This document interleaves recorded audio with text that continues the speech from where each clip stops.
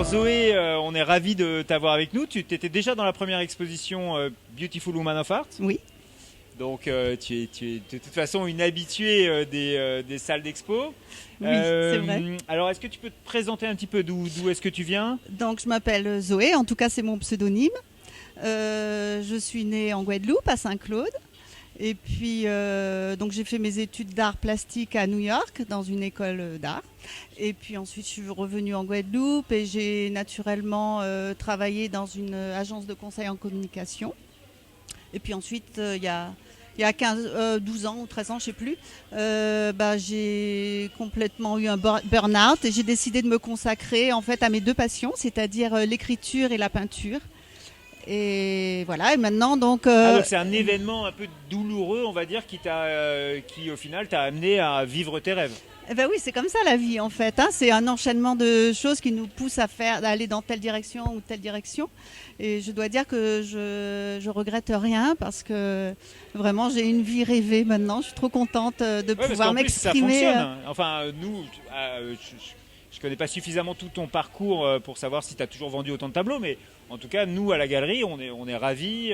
Ta peinture fonctionne bien. Ça marche bien parce que en fait, je vends du bonheur, je vends du rêve aux gens. Et pour tout vous dire, je sais pas si vous connaissez bien mon travail ou quoi, mais en fait, je peins des paysages de la Guadeloupe et des Antilles. D'accord, là on voit à l'écran d'ailleurs justement un paysage marin. Oui, c'est ça.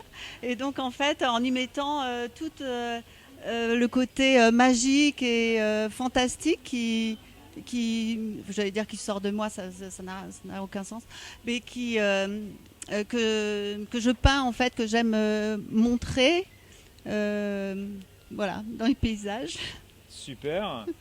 Ouais, alors ton travail se caractérise par vraiment un choix de couleurs très chatoyantes. Oui, alors ce sont des couleurs assez vives. On dit que je fais de l'expressionnisme. J'aime bien utiliser des traits un peu forts et costauds. Et puis, je travaille à l'encre de Chine et à l'acrylique. Je fais couler en fait l'encre de Chine sur mes toiles pour donner en fait faire de mon tableau en fait de la 3D finalement, c'est-à-dire ou de la 4D, je sais pas, c'est-à-dire qu'on puisse rentrer dans différents endroits du tableau, soit à gauche, à droite, au milieu, ou alors rester au contraire en retrait. En fait, l'encre de Chine qui coule crée en fait une barrière un peu aussi. Donc ça permet également de rajouter des petits dessins sur l'encre, et ce qui fait que le tableau est visible de tous les points de vue possibles, qu'on le regarde d'en bas, d'en haut, qu'on soit petit ou grand, de côté, etc. Et donc ça fait une œuvre qui appelle à rentrer dedans comme si on rentre dans un film finalement ou dans un livre. Voilà. Super, merci beaucoup en tout cas Zoé pour ce travail. On invite tout le monde à venir voir tes tableaux. Bon, t'es déjà quand même, on a vu ça, tu es très connu sur la place. En tout cas, il y a beaucoup de collectionneurs, il y a beaucoup de gens qui adorent et qui collectionnent un peu tes œuvres. Est-ce que tu peux nous parler juste en 2-3 mots? Tu as une autre passion également artistique, mais... Alors, oui, j'écris des livres. Exactement, voilà. Alors, ce sont des livres pour adolescents et enfants, à partir de 10-11 ans. Ce sont des romans fantastiques. Et donc, j'ai une première série qui s'appelle Iris Chevalier, une série de 3 tomes. Donc l'histoire d'une petite fille dont la vie bascule quand son père disparaît mystérieusement. Bon, je ne vais pas tout vous raconter.